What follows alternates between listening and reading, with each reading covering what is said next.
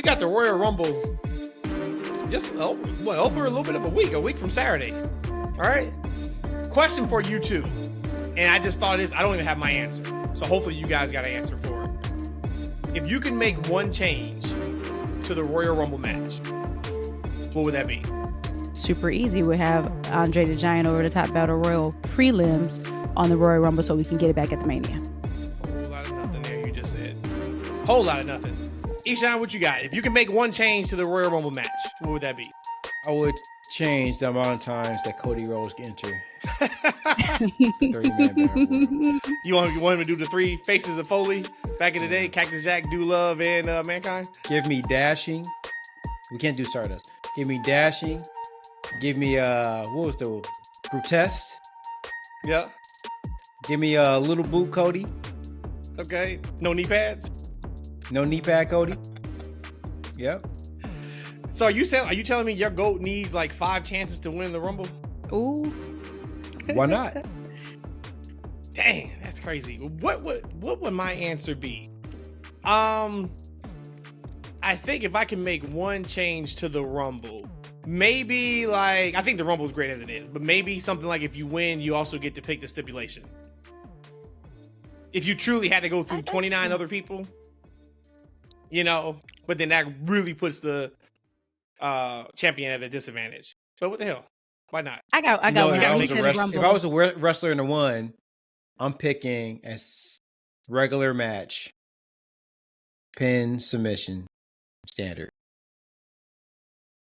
Just give me a regular match. I hate them stipulation matches. I would say, because I thought you said just Royal Rumble, like the actual PLE. No, I'd probably say I would say if you have 5 eliminations, you get 1 back. So if you get eliminated, that's a good one. You get back. That's a good one. That's a whole lot of keeping up with. But yeah, like for every 5 eliminations that you have, if you get thrown over once, you get to go back in the match. That could go to E's thing by Cody. Cody just get 5, man. You come back. You can come back. I like that. That's a good one. That is a good one. I'll tell you what was good. Our last episode was good. Shout out to everybody that watched and listened so far. You guys really enjoyed from the feedback that we got our last episode. Episode 100. We are now on to episode 101. So this is like season 2 for us, right? And then maybe episode 201 would be season 3. I am Matt, your host of That's Freakin Wrestling, along with my co-hosts, Rhodesia and Eshaun. Hello to everybody. We just started the pod talking about Royal Rumble, and it's next Saturday. And we also talked on the last pod about bad spots in matches, and I'll be damned if the injury bug didn't bite again on Raw, and this time to what we thought was going to be one of the main events of WrestleMania Night 1, which was Seth Rollins. Him and Jinder had, I was close when I said 11 minutes. It was right around there. I had to watch the YouTube full match version, and I think that was like 10 minutes and 54 seconds, but I know that was not including commercials, so I'm not sure how long the actual match itself was, but I had it right around like 11 minutes. But Seth got hurt, and it looks like it's a legitimate injury, and then we won't find out until later on this week how bad. Of course, cross our fingers it is minor, because that would be horrendous for him to have an opportunity to main event Mania again, and he goes out injured. But let's play worst case scenario. Let's play worst case scenario, which we hope does not happen. Worst case scenario, Seth is out. He cannot wrestle at WrestleMania. Give me your World Heavyweight Championship main event for WrestleMania. Probably Drew and Punk. Okay. Yeah, I like that. I like Drew and Punk. I think that's a great one. When we talk about the worst, I want our friends and family members to know that Matt and Rhodesia have the worst internet I've ever seen. It's almost. I'm running 856 uploads per second. Anybody knows anything about the internet, they'll be like, "Hey, that's pretty damn good." It's actually, and I'm trying not to blow up our host platform here. I'm trying not to like just drag their name in the mud. I'm gonna give them an opportunity. I think I am gonna reach out and send an email. We need to reach out also to the internet provider too, because if y'all see what I see, it ain't 800 over from what I'm looking at. We gotta figure this out. Look, guys, we're gonna get in the DMs to some chats. What can we do to get that Chicago internet fixed over there? I might have to. So make damn a special cold out trip. here. It's minus 30 degrees wind chill. Oh God, it's freezing the imaginary fiber optic lines. There we go. Of the internet. Yeah. Hey, I was talking to somebody from Maine today, and it's like 17 degrees here, and back home is like negative. Like this 17 degrees feel like it's like minus 100 degrees. Like it's like chilly out in this. I bet. It is currently 1 degree right now. Oh Lord, it was -5 earlier. Tomorrow's gonna be a heat wave. It's 19 degrees. Oh my God, 19 degrees. So back to the Royal Rumble. So E, you're doing the same. You're going Punk and Drew. yeah, I think that's a damn good match. Do you pivot? And go CM Punk Cody Rhodes? I wouldn't be against that. I'm still holding out that we're finishing that story, getting that build off of Roman, giving you my Randy and Cody. We finish the story, and then we do Drew and Punk if need be. Actually, I'm hoping that Seth is okay. I'm even holding out that maybe this is all the work. But I would like to see maybe a 3-way with Drew, Punk, and Seth. I know Rhodesia doesn't like those 3-ways, but I think that Drew is just doing such a damn good. He's doing great character work right now. I would love to see him in a major moment at Mania. I think what I like so much about Drew's work right now, and you guys know I've been high on Drew for a long time. I like his work because everything he's saying is right, but everything he's saying you can easily poke holes into. So then let's talk about the segment from Raw with him and Cody, which I was getting ready to blast that crowd. I even said, because we watched the first segment and then we ended up turning to the football game, which I should not have. Right. If you are a Philadelphia Eagles fan, my apologies, but you guys would have lost anyway to those Detroit Lions coming here on Sunday. But anyway, I'm watching and they are putting their foot in this promo. It is personal. It is realistic. I'm like, they are killing it. And it feels like 20 people are reacting. And the promo is over and I'm like, man, that promo was way too good for this crowd. And then come to find out, which I loved, which really tells you, as Big E would say, it's a new day.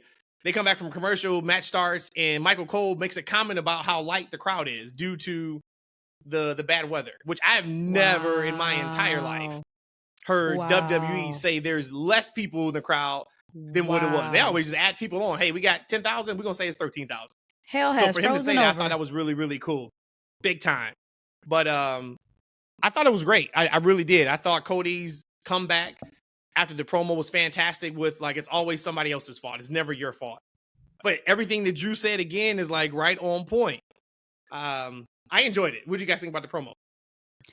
Nothing to belabor the point there. I completely forgot that they were a tag team. That must have been like, what, 2 weeks? I don't remember that at all. I still don't remember it. He said it, and I know it's accurate. I don't know. No, I remember them teaming. It was short lived. Had to be. I definitely remember it. Yeah, I definitely remember it because I think it might have been before Cody. Yeah, it was definitely before the tag team with Sandow. Okay. We got to Rhodesia, you can do your quick Googles during the show and give us some actual on how long it was and did they had any noteworthy wins. Like he said that, I was like, damn, I don't even remember that. You got but it. You know who, like Drew's character right now, he reminds me of like Magneto. Magneto it's obviously is a villain, but there's a lot of reasons for the things that he does. Mm-hmm. The way his family was treated, taken away from him. I mean, it's a lot of death to his madness. Even to the point to where at various times he actually was a good guy. Because he wasn't that far away from being a good character, but it all was about how he went about it. It was about what he did, how far he went to prove a point. And I think that's where we're going with Drew. Like there is a lot of truth in what Drew says, but it's just how he's going about it, how he's reacting, the backhanded shots, the sneak attacks, the things of that nature that just makes it like, okay, yeah, you're doing a little bit too much. I love the promo. I love that, Cody came back with some gripes when Drew said, hey, you just got this fake smile or whatever, and Cody came back with, no, this is passion. I'm doing what I love, and I like that. That's how you do it. Like, right? If you tell me I smile too much, I'm gonna tell you why I smile, because I'm happy. Sorry that you're not. I loved it. I thought it was a great promo. It reminds me, or brought it full circle when he had that, I'm assuming it was on TikTok or some kind of, he being Drew, this last week, talking about Punk, how he can talk on a mic. And I just thought that it showed proof that, like, actually he can. He had a really great promo against Punk, and he had a really great promo against Cody. But they debuted as the Dashing Ones September 17th of 2010, and they disbanded on October 29th, 2010. So about 6 weeks, they were tag champions. They was together for a month. They were champs? Yeah, they were champs. Who they beat? Don't know. You didn't ask me all that. Sorry. Find it. Well, this is also back, Vince was never a fan of tag team wrestling, so this is back when they kind of just treated the tag team division like trash. Mm-hmm. Which is always very, very interesting, because back in the 80s, back in the heyday of the WWF, they had amazing tag teams, especially in the 80s. Bulldogs, Heart Foundation, Demolition, Killer Bees. Oh my God, it's a plethora. And to find out he doesn't like tag team wrestling because he doesn't draw, whatever it is. And there you go. I was about to say, if he's a businessman, right, and you may like something, but if it doesn't draw, why am I giving time to it? And I think that's Tony Khan's thing. He's got to turn it around. But he almost said the same about women's wrestling when he talked about ratings, that I put what's on my show that drives ratings. So that is a direct shot. If you're not on the show, that means you don't drive ratings. But I think, unlike tag team wrestling, well, we know anything draws if you give it time. Mm-hmm. That was one of the AEW's best things when they first launched, was their tag team division. So I think, like, Tony, you got to put more time into the women's division, which I think he is. They've done a really good job over the last couple of weeks. But to that point of Vince, he probably looked at, we got some really good talent in this division, but Andre, Hogan, Macho Man, that's what people are gravitating to. So it was probably just good filler for him, even though we loved it. Oh yeah. I mean, but there's a place for that, though. I mean, he did have a lot of stars back then. But there's a place for, filler, good filler. Mm-hmm. So it looks like they won it at the Night of Champions in a tag team turmoil match involving Jimmy J. Uso, Santino Marella, and Vladimir Kozlov, Evan Bourne, and Mark Henry. Yeah. Damn, okay. In September was Night of Champions pay-per-view for sure. Mm-hmm. And then who did they lose it to? Do you have that? So on here it shows October 24th. It ended up, they won at Bragging Rights. So I don't even know that pay-per-view. Maybe I stopped watching at that time. And I remember that, yeah. It says the Nexus, but it has John Cena and David Ortunga. So maybe they were, I don't know why they said the Nexus at that time, but it said John Cena and David Ortunga. Ortunga was in the Nexus. So maybe was John Cena like their leader?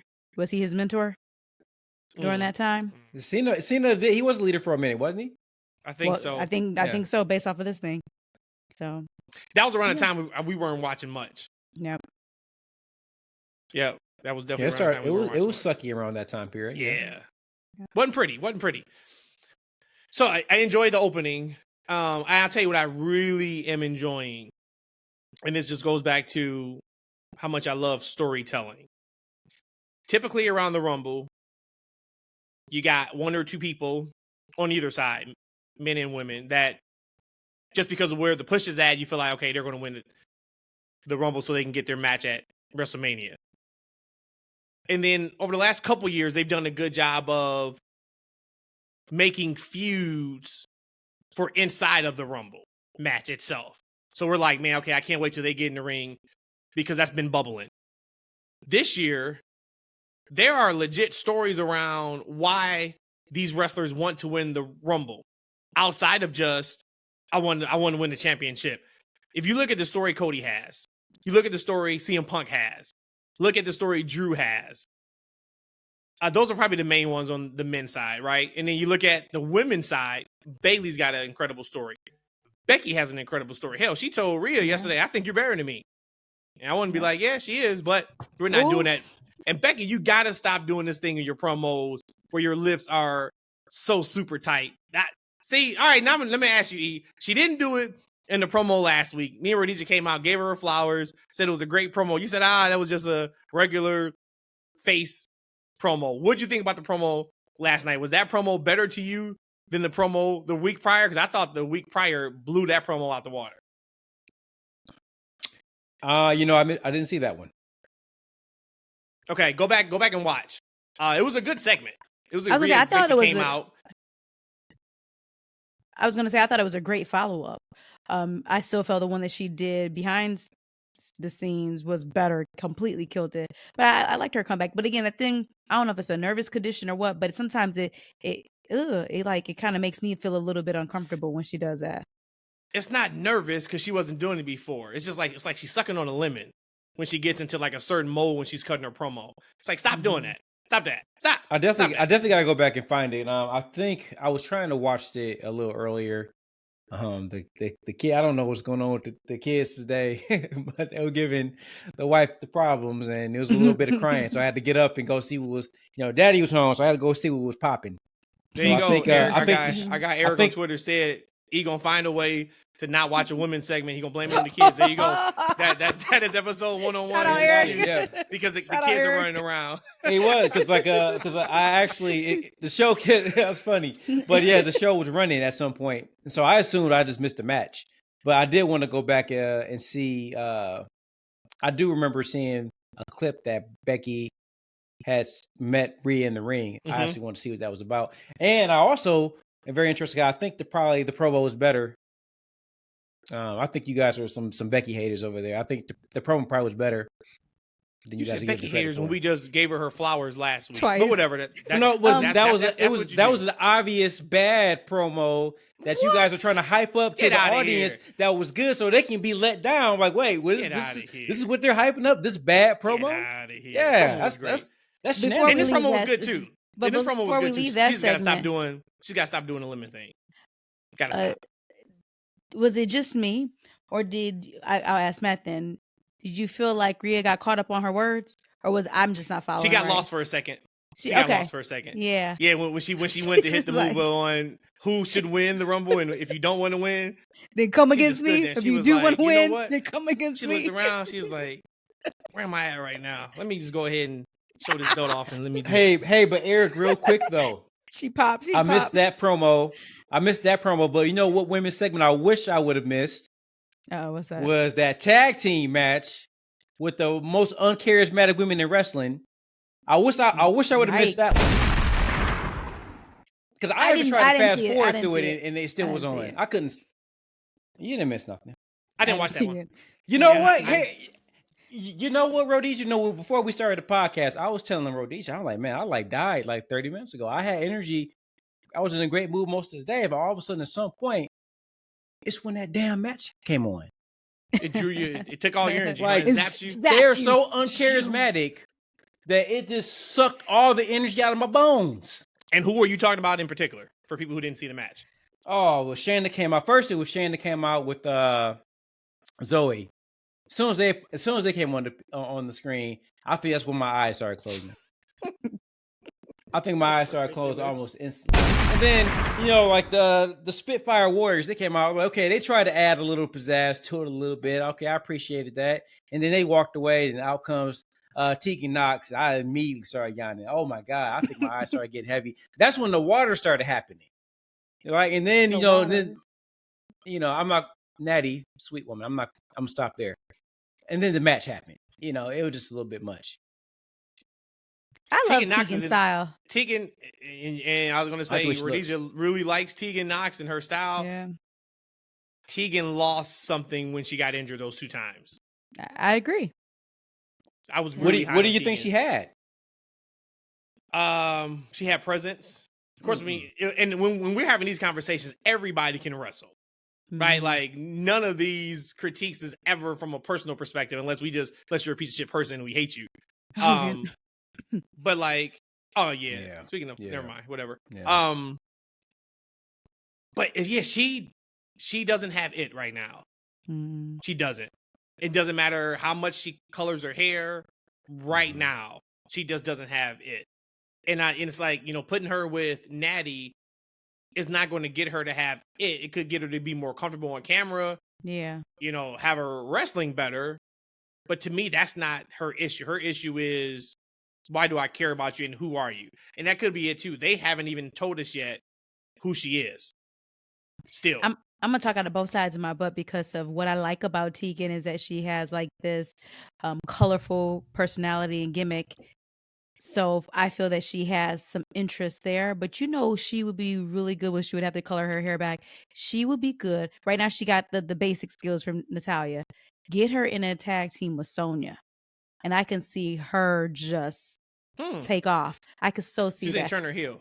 Turn her heel. But you got to turn her heel with somebody. You can't just turn her heel by herself. You got to turn her heel with somebody. Somebody like a Sonya. And you take off. Like the thing about I always really enjoyed the NXT women's division. I think we all do. I think that they have, and it's pretty consistent. I think that they have one of the more interesting women divisions of all wrestling. Really enjoy it, top to bottom, multiple women at any time. I'm interested in. And Tegan was one of those. And once upon a time NXT, and I think what it is, Matt, that happens with those women is number one.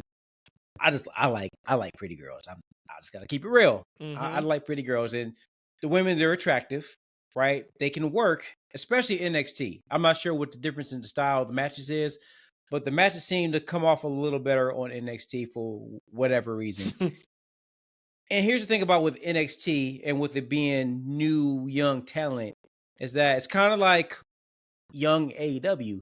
You have hope for growth. Like, right, you're invested to see where these girls and guys are going to go with their careers, wrestling-wise, character-wise. But I think what happens is that after you see them for so long and you're not seeing progression in a certain level, that's when you start losing the investment. I think Tegan, from a character standpoint, hasn't progressed since the couple of years she started within the company. And this might be harking, and like, again, I'm not a Vince guy. I'm an anti-Vince guy. Well, old man Vince. But this is where characters. Like, this is why some of the people who have kind of, I'm sure she's a nice girl, right? But she needs a little extra oomph. That's when they'll slap that character on them. And they'll be a crazy Nikki character or something like that. Just to kind of add some flair to the character. Or they're not under contract at all. I'm not. I'm not saying like to fire her, but what I'm saying is like she may not have even made it to the main roster if Vince was completely in control. I mean, some of the people we look at that haven't made it, like you're not high on Karrion. She was released. You're not high on Karrion at all, right? He had Karrion out here looking like somebody from like the movie 300. I mean, we hated it, but evidently he didn't see what I liked in Karrion, what Triple H liked in Karrion in NXT for the main roster. You think about people like who else have we talked about? Mia Yim. They still ain't figured out what to do with her. They had her, and what was the one? What were they called? Retribution, right? With face paint on and a crazy name. Yeah, no. Like, what are we doing here? So I think some of it is just the fact of he saw something different. But I do think that more often than not, he was wrong with who's on TV right now. Like, if we look at it, if one episode, maybe we should do this. Like, we just look at everybody who is quote unquote Triple H guys and girls that either didn't get a shot when Vince was there or got a shot and it didn't work. Look at them now and say, hey, is it working now or is it not working now? And I would assume that we're probably looking at a higher clip of it is working than it's not working. Very interesting take because, I think he was right with a lot of the NXT talent. Aside from the guys that Tony Khan swooped up. Like, I think Tony Khan picked up the best of that early, WWE releases. I think Vince had a great way of making your top 1, 2, 3 male, 1, 2, 3 female be superstars beyond belief. Again, still not bigger than WWE, but beyond belief, where I feel maybe H has more of a competitive edge of having multiple people at the top of the realm. Would you agree in that assessment? Yeah, it goes back to the superstar. Probably nobody can make a superstar better than Vince. When you're talking about filling out the rest of that card, you're talking about a Gunther. Mm-hmm. You talk about a Rhea Ripley. Mm-hmm. Right? Like Roman is a Vince project. John Cena is a Vince project. Mm-hmm. The Rock is a Vince project. Stone Cold Steve Austin is a Vince project. But then you look at kind of what's hot now to this new generation, and then people that maybe needed just a little bit more of a push. They're not kind of just like ready-made in that system. I think that's where Triple H is doing a really, really good job at. Yeah, he thrives in that one. Yep. What else? What else from Raw? They announced we're getting face to face with CM Punk and Cody Rhodes next Monday. So we got a little bit of a teaser on that SmackDown show, but now we get the full-fledged face to face. And this is the go home show for Raw before Royal Rumble. I'm expecting some big time bullet board material. Viral moments, whatever you want to look at. I expect that to be all over the place for the next week or so. For the go home shows? Yep. All right. I don't know if I'm that. I don't think that's going to happen, but I'm there for it then if it does. Yeah, I'm not so sure. I just don't think that Cody is that type of promo, especially in WWE. And as much as CM Punk tries, he's not that guy anymore either, especially not this version of him. I don't know why you say that, man. He killed that promo on SmackDown. If you didn't like the one with Drew, okay, but we gotta take that first one off because we knew what that first one was. He had a great one on SmackDown. And of course, your opinion is your opinion. That's the one I'm looking at like, okay, yeah, he still got it. This one I feel like our Royal Rumble predictions come down to these two, right? All three of us? Either we picked Cody Rhodes or Punk, didn't we? I remember I told you last time I forgot who I picked for the guy. That is great. That is fantastic. I got Bayley winning. That's all I got. That is fantastic. So if Bayley has to enter the Male Rumble, then she's going to win the Male Rumble. And now Gunther entered. He said that on Raw. So that definitely throws, of course, a big monkey wrench in it. I still think we get Brock and Gunther at WrestleMania. I'm hoping so anyway. But I think WWE knows. The Rumble, yes, there's a lot of different people that can win, but really it's a two-man race between Cody and Punk. And then we're all going to assume that next person is going to get their shot at Elimination Chamber somehow, some way in February. Right, that's why I think there's going to be so much put on that segment because they're both going to sell why they're going to win, et cetera, et cetera. And I picked Punk. You know what you said? I remember is Punk. Real quick though, one of the reasons why I say this Punk is the old Punk. There's no way the old Punk would have let Drew outshine him on the microphone. He got his ass. Now you say the old Punk, but they're not out there shooting though, right? So are you saying old Punk? If you listen to the storyline, Punk was never shooting. All his promos were scripted. The pipe bomb was scripted. Right. But what I'm saying is if it was meant for Drew to get shine in this promo, right? And shout out to Cody. Consummate professional. On Raw Monday, if you didn't really see this part, check it out. Crowd, he's doing his promo and the crowd starts to chant CM Punk. And he pauses for a second and he lets them chant. And I was like, good on you, Cody. Because that's being a professional, right? And that's also probably a little bit of I don't think him and Punk have any type of beef, but if there was any underlining feeling there, I'm sure Punk thought I was like, okay, we're good. Because Cody could have easily stepped on those chants and you would have never known he stepped on them. You would just say, oh, he just kept going with his promo. But he allowed the crowd to chant CM Punk. So I thought that was really, really cool. But back to what you were saying, E. But if the promo was set up for Drew to shine more than Punk, if you say Punk wouldn't have allowed it, are you saying then he would have kind of won the business for himself years ago and said something or cut him off?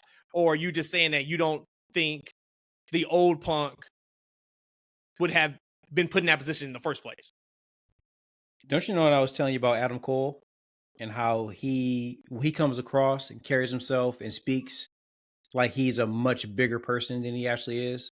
His amount of conviction and his delivery. The conviction and delivery with Punk isn't as it was prior to him stepping away from wrestling. So what I mean by shining, it doesn't matter what's written for you. Like if you're an actor you can steal a scene just by the way you deliver your lines, just by the way you carry that character. You can stand out just because you're just that damn good in that role. That's what I'm talking about. This Punk isn't that Punk. And you can't, things change, right? He's, mid-40s now, and he was, mid-30s then, right? Things change, people change. But this isn't the same guy from 10 years ago, and it's evident when we come across the program. Now, it's still great to have Punk here. I'm glad he's happy. I'm glad he's healthy. But yeah, this isn't the same guy. So are you saying, Eshaun, CM Punk is washed? I'm saying he's older. Okay, so you're not going that far. All right. I know what it Just is, asking. though. I know what it is. What's that? Punk is just trying to prove to the Bucks that he could stay drama-free for 6 months. Playing nice. 6 months. Comes. When did he debut? In November? All right, give him to May. All hell's gonna break loose. If it does, no, there's just no way. It can't. Yeah. It can't. It just can't. Before we get to these Matt Riddle comments, y'all got anything else from Raw? Mm-mm. I just want to say overall, like the production continues to be really good. I'm not sure what was different about this Shinsuke promo, but I really liked it. I mean, I'm assuming it's similar to what they've been doing. But he ain't done with Cody yet. No, he ain't done with Cody. He's going to be done when he says he's done with Cody. Come on, man. No. Yeah. No. No. There's that story that we talked about for the Rumble. Okay. Right? They're going to meet. But no. He's going to try to not let him finish the story. And, Cody's going to toss him this time.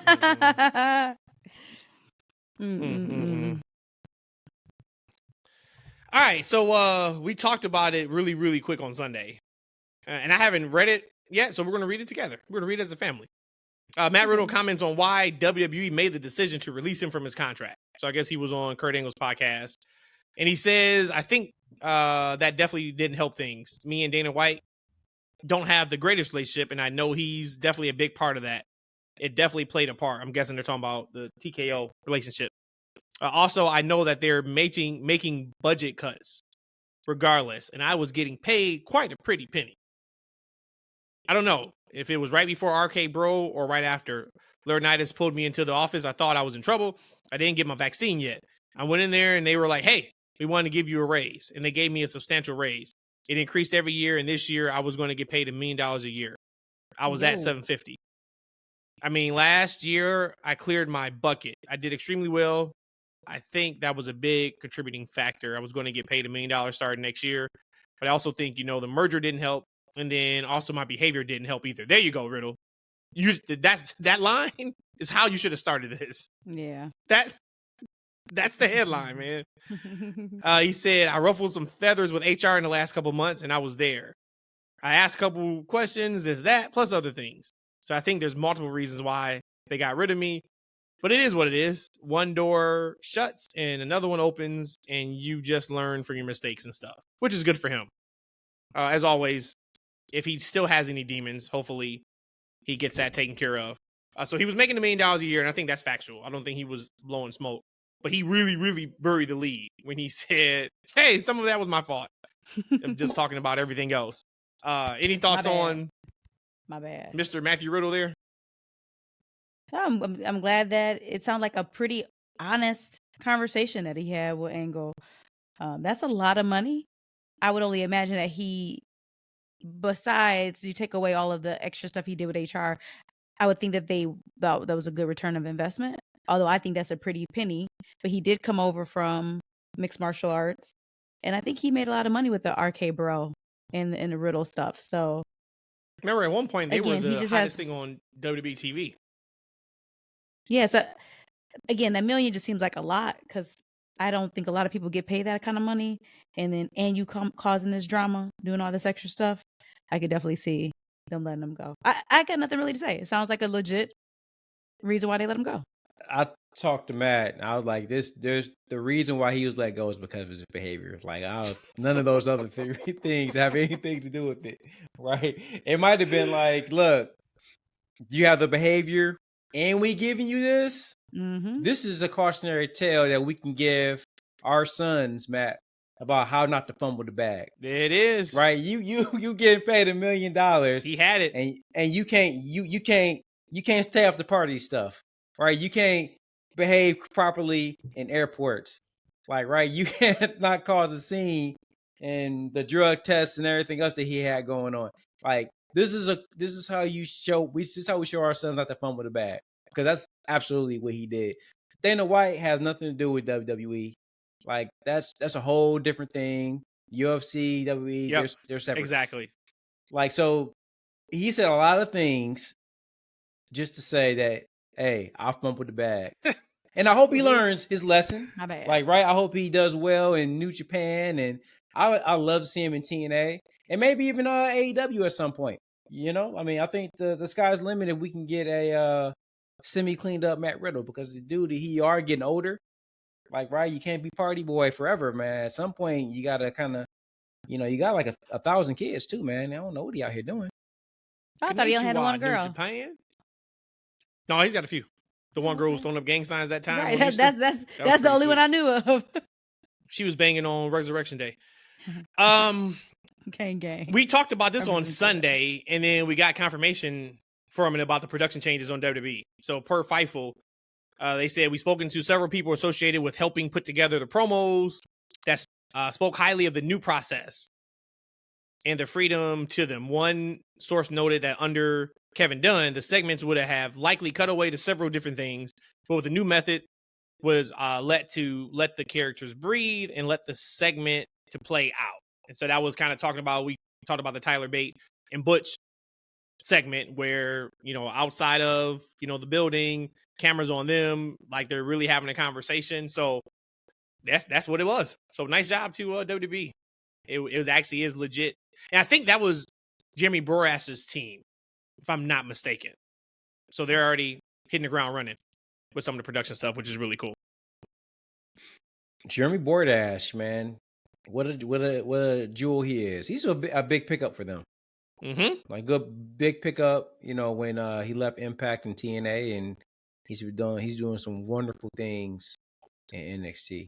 What else? So last podcast we did our fantasy booking of Rock and Roman, Cody, how to get there. I got some listener comments from that. Let's start on YouTube. My guy, Chris YouTube. Bushman. He said, let me pull it up.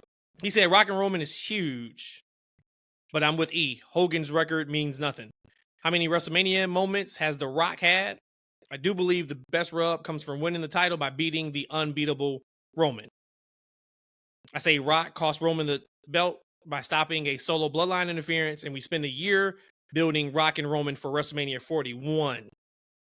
And then he's talking about Stone Cold in the plunge. We're not going to bring up that again. I'm still trying to figure out if he's my GOAT. So Bush is saying he wants to wait a year for Rock and Roman. I don't know. He had me all the way up until that point. Yeah, I don't think we can do that. Man, we can't go a year. I don't think we can do that. I understand why he's saying it, but I don't think we can do that. What else we got?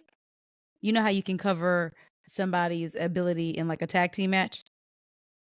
You have to put him like in a fatal 4-way tag team match at that point. You got everybody in the bloodline got to be in there. To hell with a fatal 4-way. He got 2 minutes. He got 2 minutes in that match. Max. That includes interest. Kyle on YouTube says, I still think we need to get Rock versus Roman versus Cody in a triple threat at Mania. We get Rock winning the Rumble with a number 30 slot, and obviously the fans are pissed with Cody not getting a shot at the championship. So we get Cody winning an Elimination Chamber match for the final shot to get at the championship at WrestleMania 40. I would have Roman retain at Mania against Rock and Cody. And I know everyone would think Roman would break Hogan's record, but what I would do is have the PLE prior to Roman breaking Hogan's record, which would be in theory at Payback, as the PLE, since that's in September, and we get Cody dethroning Roman at Payback. You almost had me get to that last line. Yeah, you can't do that at Payback. I get I think that would be a case of outsmarting yourself. Right? Like, hey, everybody thinks this is a foregone conclusion because he's about to get Hogan's record just for him to lose it. If he's going to lose it that close, you might as well just give it to him at Mania, in my opinion. Or, I mean, I would even see SummerSlam if you want to build it that way. If we're completely throwing the records out of the books and you don't really want to tell that story immediately, finish it right now, then do it at SummerSlam. Don't do it at a Payback. And it's a perfect segue. Yusuf, our guy on Twitter, he said, Rhodes reigns number 2 at Mania. He drops the belt. Is a prize fight. Rock Roman at SummerSlam. The Hogan record isn't really something, in my opinion. To Eve's point, Hogan is number 2 anyway. So Yusuf is saying, do Rock and Roman at SummerSlam. That match has to be at Mania, right? Like, I guess my issue with doing Rock and Roman at SummerSlam would be, then why put him in this now?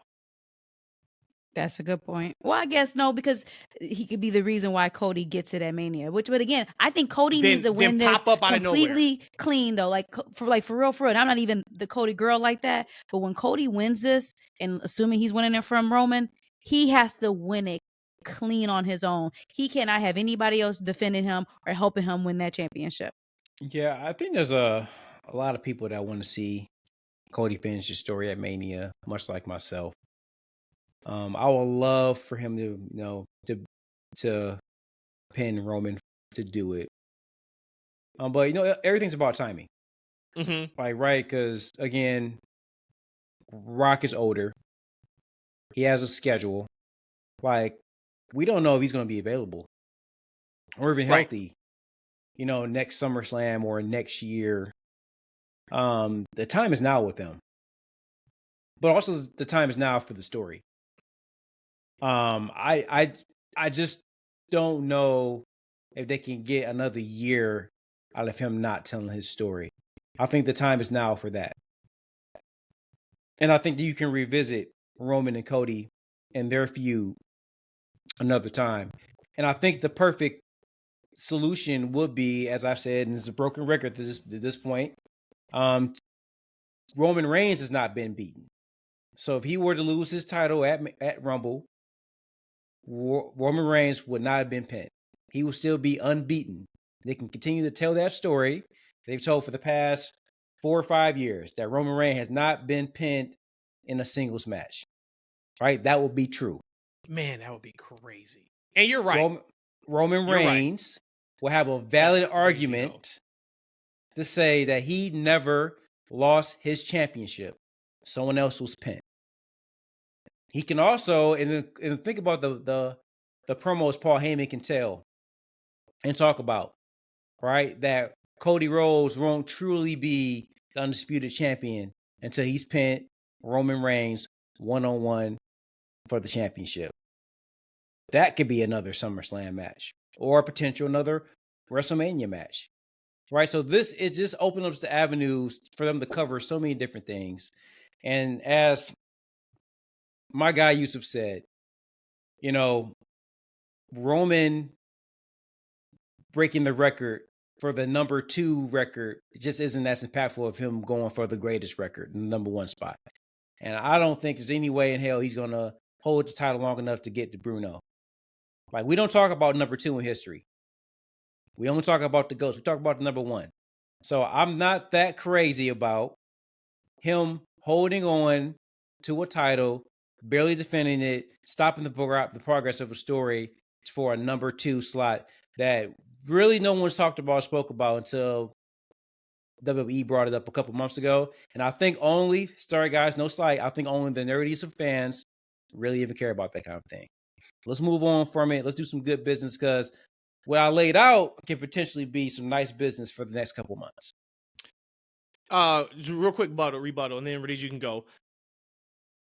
It would be a big deal if WWE makes it a big deal, because if they promote it as he's the number 1 of the modern era, then he is number 1. People wouldn't talk about Bruno Sammartino. Just like to the majority of your WWE fans, Cena is the one that has the record for the titles, not Ric Flair. You know what I'm saying? They're not tied. So that's number 1. Number 2, my only issue with what you're saying is correct, and is absolutely a thing of, if he's not pinned, he loses the title, then Roman and Rock can still be for head of the table, and it still has that grandiose feel to it. Because I have not been, well, Jay pinned him, but besides that, right? I just think you just lose so much equity by not having Cody pin him. Like, that's where the equity is built. And I also think too, you can't have somebody who's bigger than you help you win the title. I agree. Like the one we think about with Mankind and Stone Cold back in the day, right, on the Raw show. Austin helped Mankind win the title. The story was about Austin sticking it to Vince McMahon. Mankind won the title because of it. If Rock was to help Cody win that title, now all the attention is on The Rock. Like, he can't help him. Now, if there's a way, somehow, some way that he stops the bloodline from interfering, but he never touches the ring, he never touches Roman, okay, maybe. But my thing is still, if we're not doing this match at Mania, you shouldn't have Rock come back and cut that promo. I would have loved, if we say we're going to do it at SummerSlam, let's run with that one. Then you have Rock showing up for the first time at Mania and running off Solo and the bloodline. And then we pick up that business. The great thing about this, and thank you commenters, because you're so engaged and it gets you thinking. What I so love about this, and in this era, especially in WWE, all of our kind of booking the territories are possibilities under the Triple H regime. Like, we wouldn't have been able to say, yeah, we could possibly go this way, this way, this way, this way under Vince, especially old man Vince. This wouldn't even be a thing. So this is the beautiful part of us being able to book the territory. Old man Vince, we're going to move on over Brock and Roman for the 12th time. So you're right. None of this would have been a thing. And then Gunther would have been like on the pre-show. Gunther would have been one with thing the company. though, before you go to the next topic, Rhodesia, I forgot all about Stone Cold helping Mankind, because history doesn't really even speak on it, right? So they can definitely change history and what was important. And then we talk about record. I forgot, and I keep forgetting that Gunther has the longest IC reign in history. Yeah. You know why? Because those records don't mean a whole lot, man. They just don't. I'm just saying, but we can keep moving. Well, it matters if they want it to matter. Like, they made it matter when he was close to it, and then he won that match on Raw. That's when it mattered. Just like with the Dashing Brutes or whatever they call Cody and Drew, it didn't matter. That's why nobody remembers it. So I asked a question on a pot ago, and this is probably just a mean-spirited question to begin with, and I'm sorry if it is, but it came across my mind, so I'm quite sure I'm not the only person who feels this way. For New Japan, do you feel like in order for New Japan Pro Wrestling to be hot, it must have Americans on top? Or is that like blasphemy? Because I look at my fandom with NJPW, and the only times I really followed and watched was when we had the American wrestlers there on top. I'm only gauging it. You got to gauge it by U.S. standard. I don't know what's hot in Japan.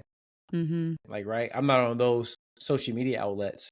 But you talk about like Americans and our culture.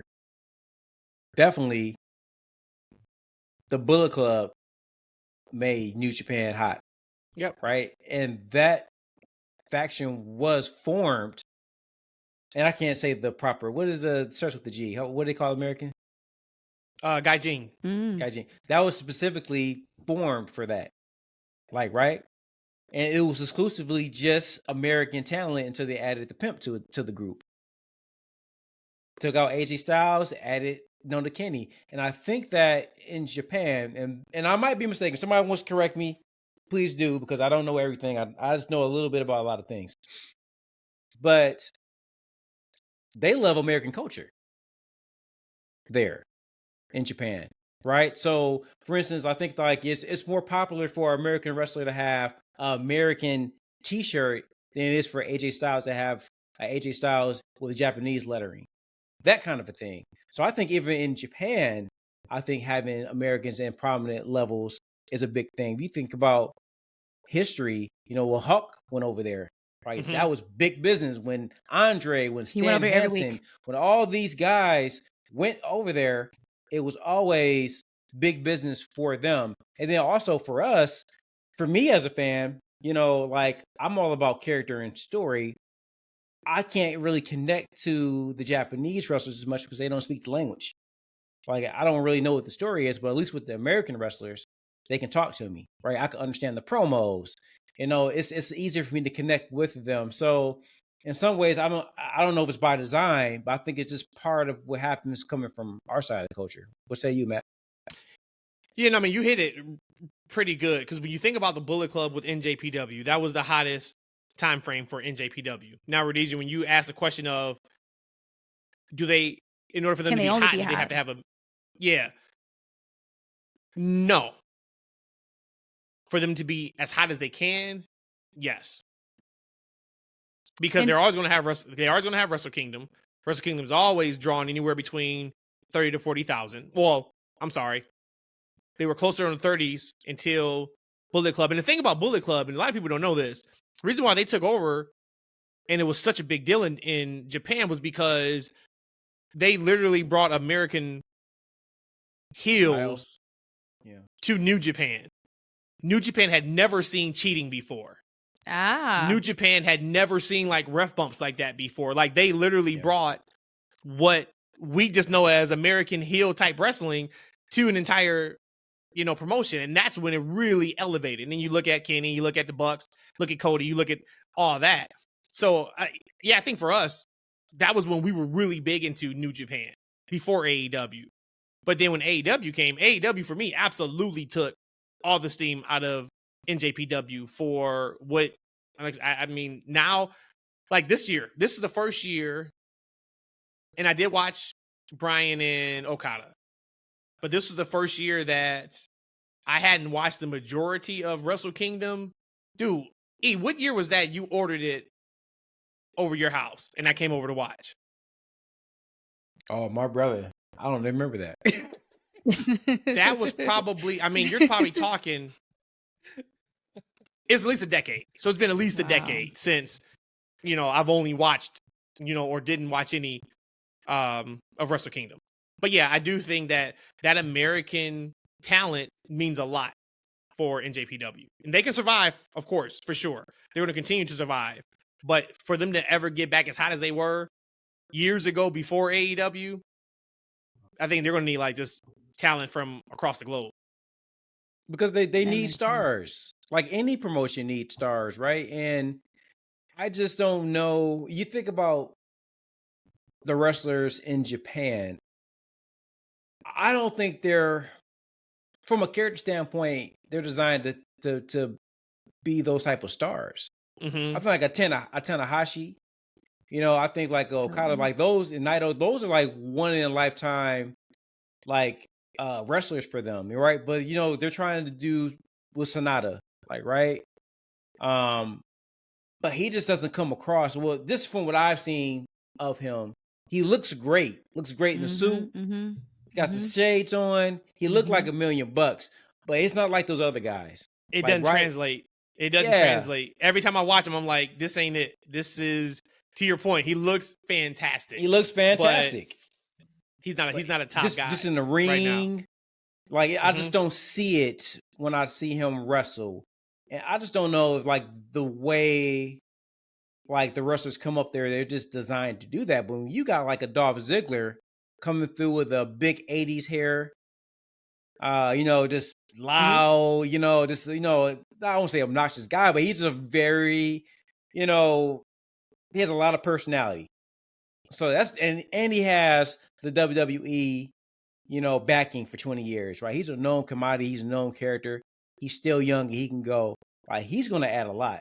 More so than, Jay White did. And I think that when we talk about AEW, all the big stars, they took all the big stars, which was namely the big Bullet Club guy, Kenny, the Bucks, Cody left. All the big names went to AEW and left there. And you had Jay White trying to do as much as he could to kind of keep waving that flag. But I think that, a guy like Dolph Ziggler, we'll see what Ali. I like to see what Ali can do with a blank creative to see if he really can, put himself out there. So we'll see. Did we talk? I don't think we did. On Sunday, did we talk about how many tickets he's moving? Nope. On these indie shows that he's on? Nope. Ali? Yeah. No. He's moving significant tickets. Like some of these indie promoters are saying they haven't seen this type of movement from an ex-WWE wrestler in years. Oh. Like wow. he even posted up on X, I think yesterday, 4 or 5 shows all sold out. See, that's why they were kind of. I heard someone comparing him on the indies to Cody. Is that why? Yes. Yeah. So somebody had asked me on X. We were talking, and they said just how much of a missed opportunity this could be for WWE. Like you had this guy, and he's going to go out here and make himself a big deal, and then depending on what happens, is he going to come back? Difference with Ali and Cody, though. I think Cody, and we know it now, he's always wanted to go back home. That's home for him. I don't think Ali looks at it that way. No. I think Ali wanted out so he could do this. And I think Ali absolutely will be in AEW in the next 12 months. I think he would be perfect for them because, like as much as I would love Drew to go to AEW, I think that the guys that do the best there are the guys who are very creative and can create their own steam, right? Like a Chris Jericho, Swerve, a Cody. Ali definitely has, plans for himself. He tried to, fight to get them in WWE. So if he can go to another company and, express himself creatively and he can go in the ring, I mean, sky's the limit. Big, bright future for Mustafa Ali. 100%. And then Nick Nemeth, Dolph Ziggler, also said that he's working the indies for a while, too. He said he's excited about it. So that it has to be fun and liberating. You coming from something so structured. And again, not to throw any shade at WWE because that afforded them their lifestyles for all these years. But to be able to kind of shade for Dolph. They deserve shade. They had that man coming out, not even getting an entrance and working 3-4 minute matches. No, man, like. And yeah, I get that, hey, maybe his time was gone because they did him so bad in booking. And yeah, you can even argue maybe he didn't grow from a character standpoint on his own enough, right? Like he just became I'm going to steal the show. It's like, man, you've lost 30 matches. Like, stop telling me you're going to steal the show because I don't know what that means as inside this wrestling bubble of you're a loser. So, he probably has to own a little bit of that too.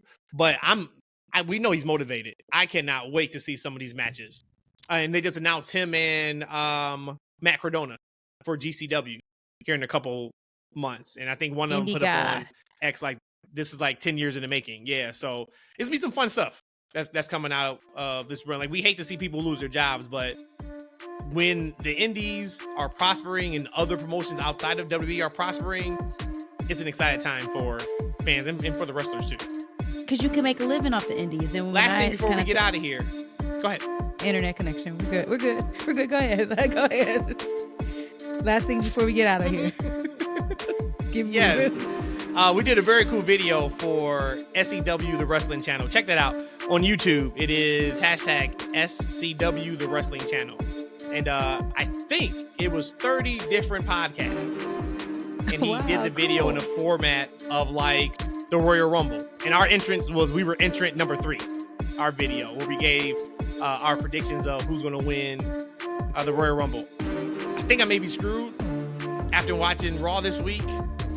I picked Becky Lynch to win. Don't know if she's going to win. that would just seem too straightforward.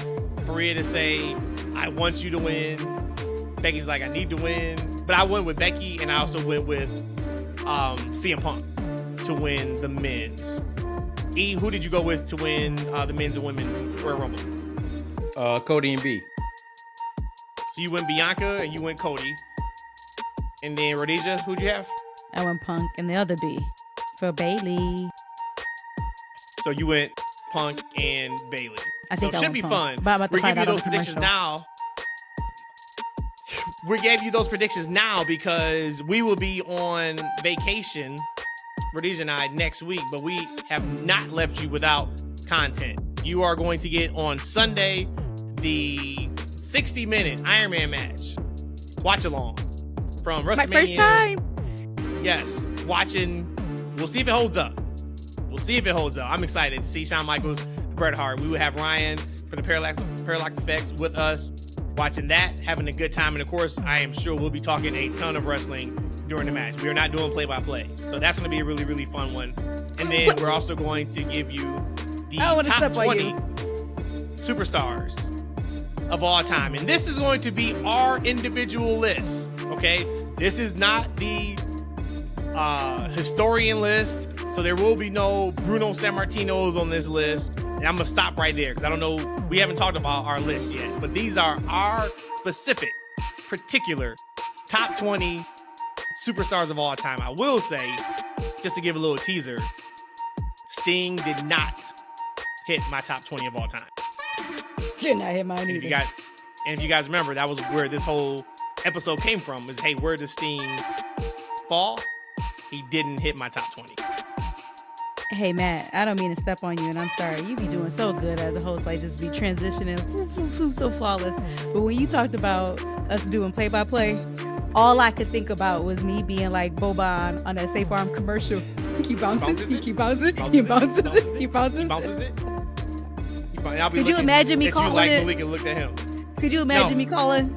No, I can say back body drop. That's about it. Jesus.